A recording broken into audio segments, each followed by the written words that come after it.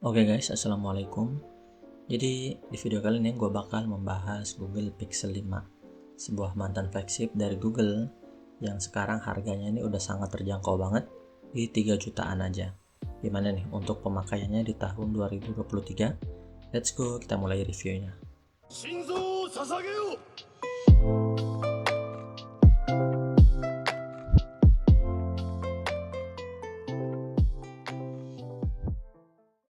Jadi Google Pixel 5 ini gue beli di toko Orange Shop di Tokopedia.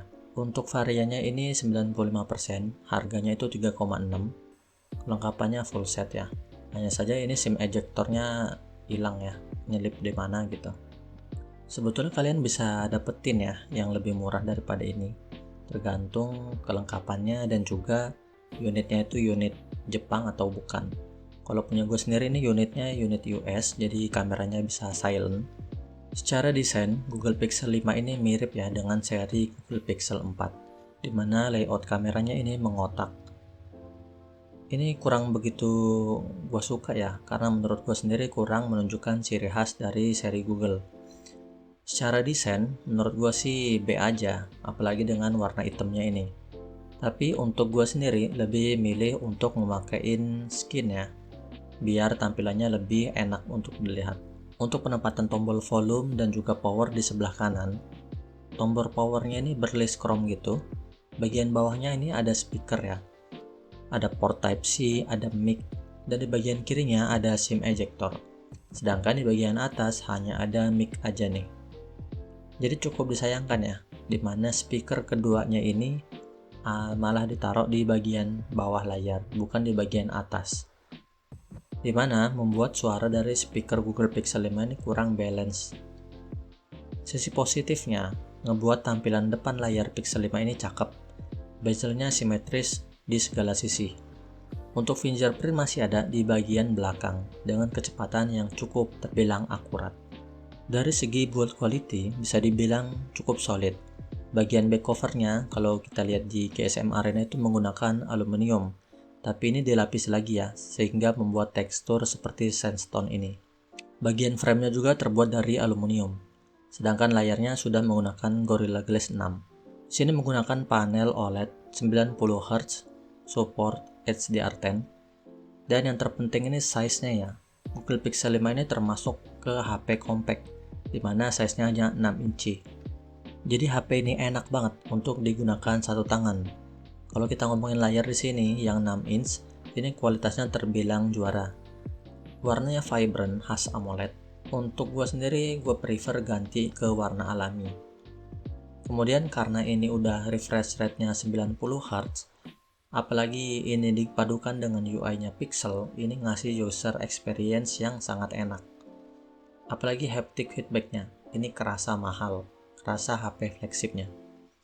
Sayangnya untuk sektor multimedia, seperti yang gue bilang tadi, bahwa speaker atasnya ini kalah power dengan speaker bawahnya.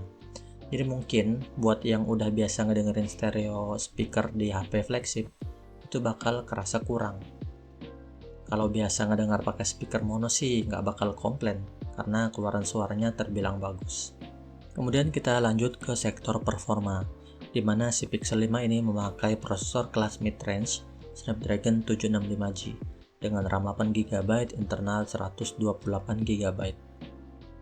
Walau saat rilis itu banyak dihujat karena nggak pakai prosesor flagship, tapi bisa gue bilang untuk pemakaian daily ini nggak ada bedanya dengan HP-HP yang menggunakan prosesor kelas flagship.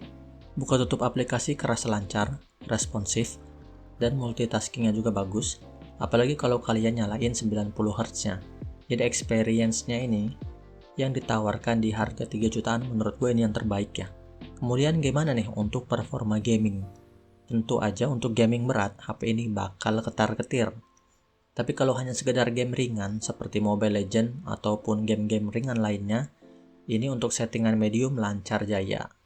Nggak perlu dipakein kipas lagi, karena suhunya bisa dihandle dengan baik.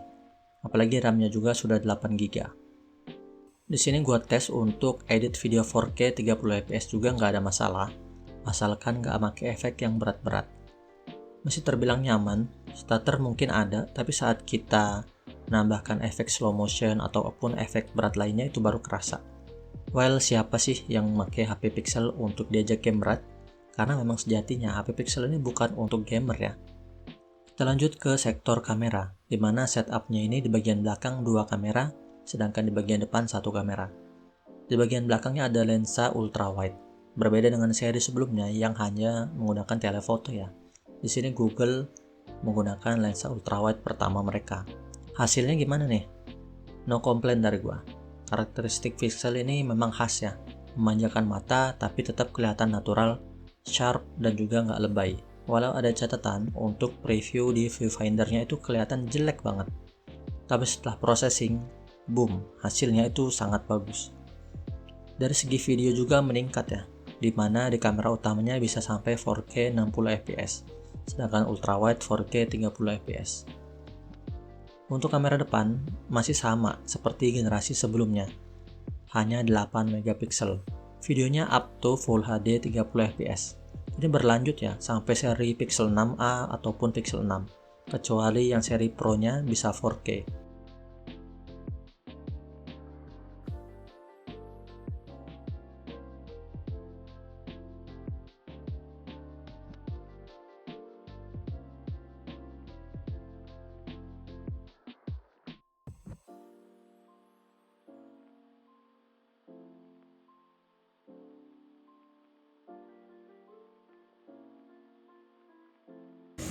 Jadi ini adalah perekaman 4K 30 fps di Google Pixel 5. Kita bisa pindah ke ultrawide. Untuk audionya seperti ini dan stabilisasinya silahkan dinilai sendiri. Oke, jadi ini adalah 4K 60 fps di Google Pixel 5. Dia nggak bisa switch ke ultrawide ya, karena memang ultrawide-nya mentok di 4K 30 fps aja.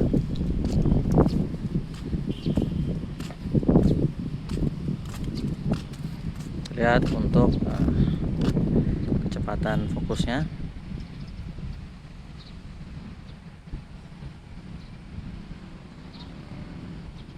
Gimana nih untuk kualitasnya? Oke, jadi ini Full HD 30 fps di Google Pixel 5. Ini mentoknya segini ya, jadi kurang begitu lebar, tapi ya cukup lah karena ini distabilkan. Dari viewfinder memang nggak stabil ya. Kemudian kita lanjut ke sektor baterai, di mana Pixel 5 ini sudah meningkat dibanding generasi sebelumnya, di mana Pixel 5 ini sudah menyentuh 4000 mAh. Kapasitasnya yang menurut gue sih cukup oke ya, mengingat HP ini terbilang tipis dan juga compact. Untuk penggunaan di sini ada beberapa skenario yang gue gunakan.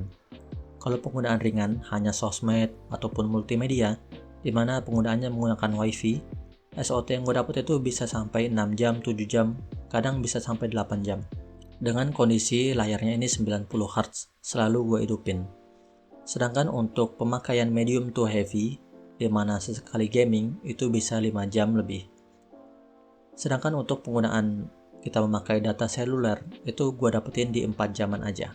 Jadi bisa gue bilang, buat yang orang-orang yang ingin menggunakan Pixel 5 sebagai daily driver, lebih cocok ke penggunaan WiFi ataupun data sesekali. Sedangkan kalau nggak ada WiFi bisa ngecas 2 kali sehari. Semua data ini menggunakan refresh rate 90 Hz, di mana kalau kalian turunin jadi 60 Hz pasti lebih hemat. Untuk waktu pengecasannya terbilang cukup oke di 1,5 jam aja. Ya karena memang masih support 18 watt aja. Tapi cukup oke kok. Oke, jadi HP ini bisa gue bilang recommended buat yang lebih mementingkan kamera dan juga user experience kelas atas. Karena selain kamera, yang bagus di HP ini lumayan banyak ya. Ada fitur-fitur lain seperti wireless charger ataupun reverse wireless charger. Atau bahkan fitur Pixel yang lain seperti no playing. Dan tentu aja HP ini bakal dapat update di Android 14 tahun ini. Kalau NFC mah HP N3 juga udah punya ya zaman sekarang. Yang perlu dipertimbangkan mungkin hanya soal IMEI ya.